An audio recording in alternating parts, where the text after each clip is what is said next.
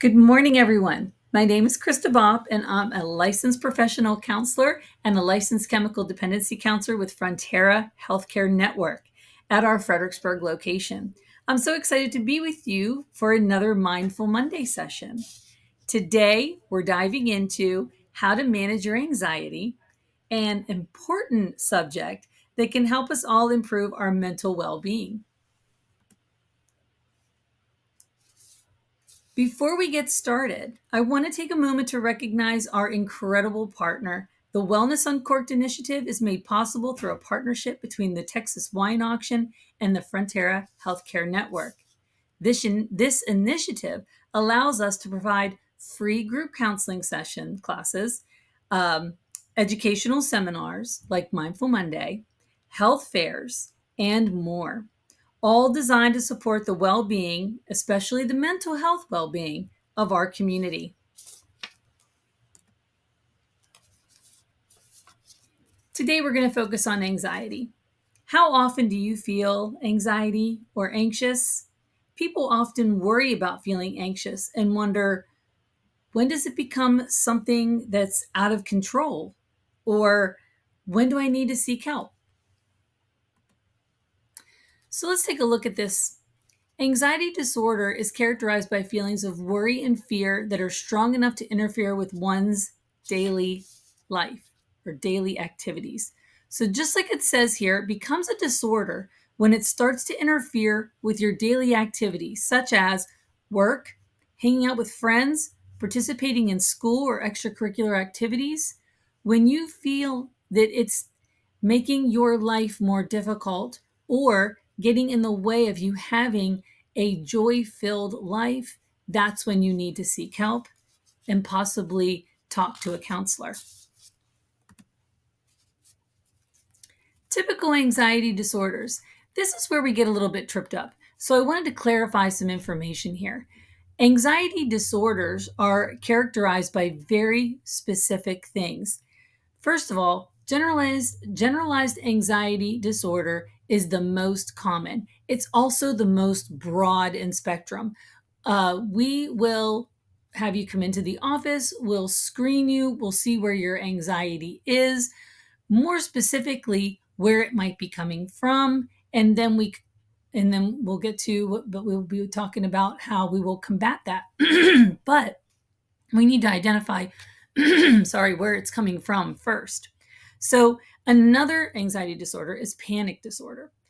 Panic disorder is basically frequent, unexpected, sudden waves of fear or discomfort or a sense of losing control, even if no real danger is upon you. And that, when you feel those symptoms and they come on, you might get hot, your heart might beat fast. These are things to pay attention to, the physical symptoms as well as the emotional symptoms. Another disorder is agoraphobia. Agoraphobia is very common, especially in children, but adults can have it as well. It is the fear or avoidance of situations where escape might be difficult. It's associated with fear of embarrassment or any kind of humiliation in public or other, but mostly it's just that feeling of not being able to remove yourself from a situation, like even a classroom at school, where you feel kind of trapped. Separation anxiety is also pretty common, especially in kids with their parents. Social anxiety, very common very common for adults.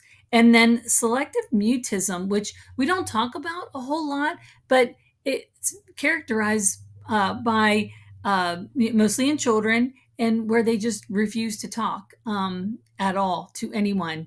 And it's a lot of times they will grow out of it, but sometimes we have to work with kids to talk about, with the parents, what is it that you are encouraging them to do to move through this, because it can be debilitating for a kid to just not be able to freeze up or not be able to talk because they're frozen. So how do we combat anxiety? What do we do? So if you look, there's effective ways to deal with anxiety. And these are things that you can do before you ever have to go in and seek mental health help, but and some are very, very self-explanatory, and some I want to go a little more into. So one is mindfulness, and that's just being mindful of, why do I feel this way? Asking yourself questions, being a little bit of a detective with your emotions, asking yourself, why am I feeling this way? What evidence do I have to worry about this? Is it something I really need to be worrying about? Just being mindful of your feelings, and using mindfulness techniques to calm down, saying everything's going to be okay, positive self-talk. All of those are very good mindfulness techniques. Relaxation techniques, anything from doing any sort of meditations, which people struggle with, to getting a massage, to just, I don't know, sitting and just allowing the sun and the outside breeze to just, you know, um, allow you to connect with nature, connecting with your five senses. All those are relaxation techniques. Of course, we can teach more of those to you, but anything that helps you relax, and people are different. Sometimes relaxation techniques can be going for a walk. It just depends. Um, Correct breathing techniques. And I really want to stress the correct, because a lot of people think, oh, if I just breathe in and breathe out nice and slow, that's all I need to do. It's a little more than that. It's mindful breathing, which is what makes it correct. You're counting. You are sometimes alternate nostril breathing. Sometimes you are holding and releasing just a little bit from different parts of your diaphragm. So we do different types of breathing techniques. It's not all the same, and it's not as simple as just breathing. Of course, dietary adjustments, and this you can talk to a doctor about, or you can just make it a practice in your daily life to eat a well balanced, nutritious meal or foods. Cutting out the processed foods help. Cutting down on gluten helps. Drinking more water helps. There's so many things. Exercise, and that's personal preference. Do you want to do strength training? Do you want to do cardio? Do you want to just go for a walk? All of these things help with anxiety. I don't know where you are in your exercise journey, or if you've even started, but if you haven't started, just going for a walk every day is going to help you with your anxiety. I have also recommended often people start, if they want to do some stretching, start with chair yoga. It's safe. It is something that you can grow from. But any sort of exercise where you are going to be moving your body, possibly stretching your body, and breathing in and out is going to help reduce your anxiety. Learning to be assertive. I think that speaks for itself, meaning ask for what you want, ask for what you need. Be assertive. Also saying with your boundaries, which we did uh, in a Mindful Monday last month, is be very honest and forthcoming with your boundaries. Be assertive about your boundaries. Um, Building self-esteem, that takes some time. Knowing your self-worth, and also being willing to remember that you are important too. You have to take care of yourself. What I have to often remind myself to say is, I need to do what's right, but I also need to do what's right for me. Okay. Because I am important. If I'm not, functioning at 100%, then I'm not able to give you anything. So your self-esteem is very important, and it will lower your anxiety. Cognitive therapy. So when we work with clients using cognitive therapy, what we focus on are thoughts and beliefs that feed into the worry. And it can take several months, because it's not like people come in and they sit down and they say, I get very anxious over X, Y, and Z. And then I say, oh, well, don't worry about those things. They're not worth worrying about. And they go, oh, okay. And then they leave. It's not that simple. It is reframing what you worry about, so that the next time you worry about it, you have the tools to combat the worry. And it takes practice, sometimes months of practice, because it's like exercising a muscle that maybe you have never used before. So that's cognitive therapy. Exposure therapy is a little bit different. It's gradually exposing clients to feared situations or objects in a safe and controlled environment. So you gradually expose them, okay, and then they emotionally process it. Then you prevent avoidance, and then you do sustained exposure. So this one can take a while as well.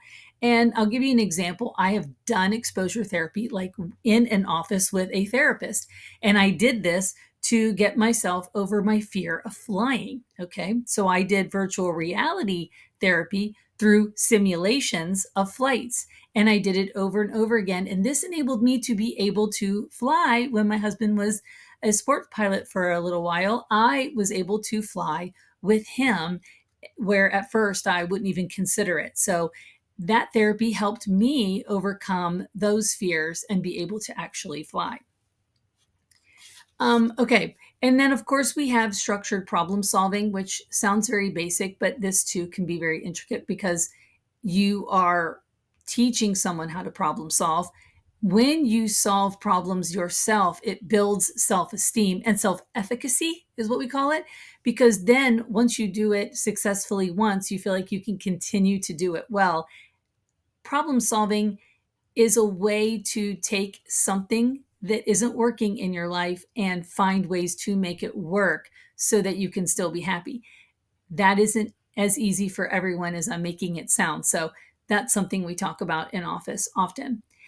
Support groups are absolutely wonderful. And we're trying to start one up here at Frontera where you can come in and we will just sit around and talk. And we're going to have those hopefully starting up very soon in person and virtual, depending upon your needs. Support groups help, I feel, give not just support to one another, but they help normalize uh, feelings and thoughts and situations that we feel like we're all alone in. And they also build community. And that's what we're trying to do here in a time that is really difficult for people because they spend a lot of time on their devices and not face to face. And therefore, building community can be difficult. And then last but not least, is medication. And it's not that I'm not a fan of medication. I just in my world of therapy, it is the last resort. It is my final recommendation. It is one that is needed oftentimes, and it can be so helpful. Just not necessarily for everyone. And some people come in and they absolutely do not want any kind of medication. They want the tools only. And then there's some that really do well with tools and medication. So I don't know where you are in that journey, but when you come in, like I said, we try everything we can. And if we need to, in the end, we'll set you up with a psychiatrist and get you evaluated there to see if maybe your journey requires a little bit of medication help. Okay, the art of letting go. Letting go isn't just something you do one time. It is a daily practice, like an exercise you would do every day. Letting go is so important because when you can let go of some things, you will release the weight of those things. So I want you to take a look. My favorite here is number 8. Letting go is not to be in the middle arranging the outcome. Hello, control freaks out there. I'm there. But allow others to affect their own destinies. Practice the let them theory. Now, Mel Robbins came out with a book not too long ago called Let Them. It's amazing. I recommend it to anyone who suffers from a lifelong issue with anxiety. It definitely helps to understand that the world is going to do what the world is going to do, and we don't need to be in there trying to control every part or every person in our world. And I feel like when you are very much a person that likes control and can be a bit of a control freak, this is where you can benefit from saying, you know what, this is not something that I have to be in control of. Other people can take the reins here and I can just wait and see what happens. So read through these and see which one you can relate to or ones you can relate to. My favorite, of course, is number 10, letting go, is to fear less and live more. Fear holds us back, and fear causes anxiety. And fear can also keep us from living a big life and not worrying about what other people think and what other people think of us, because who really knows us, right? Um, can keep us from really enjoying our life. And who wants to do that? Okay, so not all anxiety is bad, and I want to stress this because anxiety has gotten a bad rap over the years. Sometimes we stigmatize anxiety. However, not all anxiety is bad. Anxiety helps keep us safe. It also reminds us to take care of things that we care about.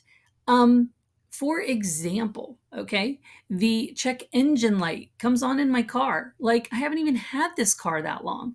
And am I going to worry about it? Well, yeah, I'm kind of worried. I don't want my car to leave me on the side of the road. However, I care about this. My car is my transportation. I don't want it to not work.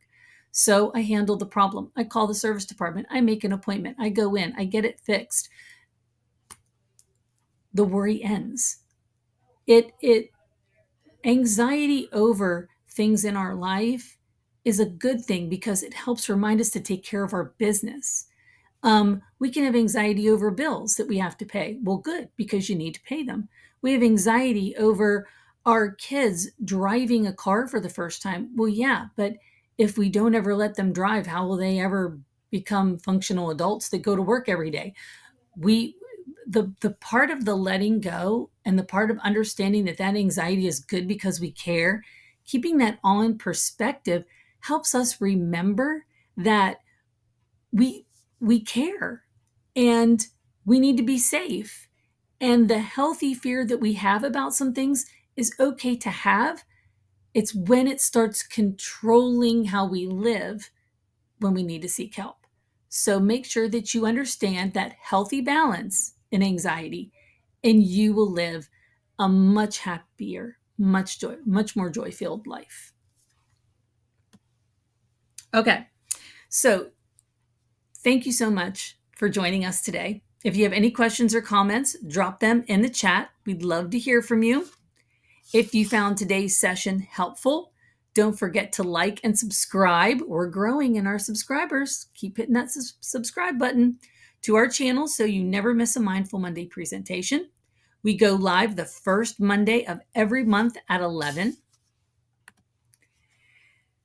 Okay, group counseling classes. If you're ready to take the next step in prioritizing your mental health, we invite you to attend our Thrive Connection group counseling classes, available free through the Wellness Uncorked initiative. These classes will be led by Frontera's professional counselor associates and are open to individuals and their immediate family members working in hospitality, service, or retail industries.